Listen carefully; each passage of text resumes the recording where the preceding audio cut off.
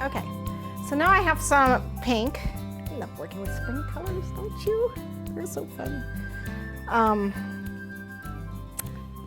A little bit of pink. And normally I don't even measure this when I do it because I want my ribbon roses to be all different sizes. But I do keep my fondant fairly thick. I don't roll it as thin as I do when I do my other fabric flowers. I keep my fondant fairly thick. So, whereas it's normally probably, you know, it's like not even a 1/16 of an inch.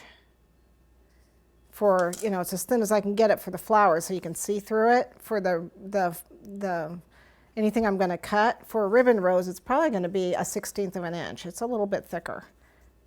So I actually, you know, I can't really read through it.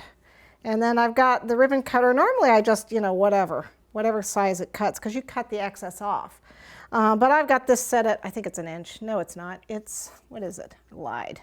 3/4. You got to watch me. It's 3/4 of an inch. It looked like it was 1/2 inch. It's not. It's 3/4. Yeah, it is. It's 3/4 of an inch. And you don't need much. So, but what you have to remember is that you're going to fold it in half. Now the length of this doesn't matter. This is actually going to make 2 roses. So what you're going to do is fold it in half, like so. And then I'm going to cut it into a couple lengths. They don't have to be exact. Again, you can do all different sizes. So what we do is we want that kind of thick, and it is.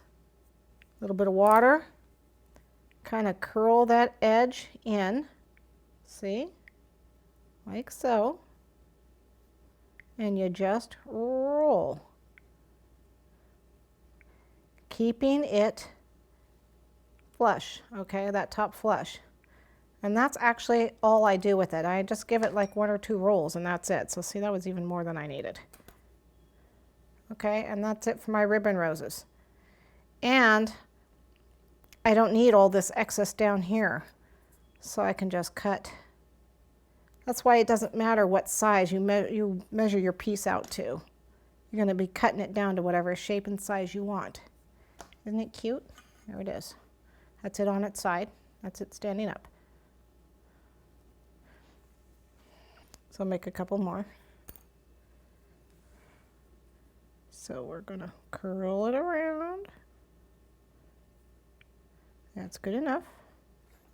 You can make big ones, little ones. They're really cute, and they go great if you put like 3 together on a cupcake with one of these little leaves. Oh my gosh, it's cute, cute.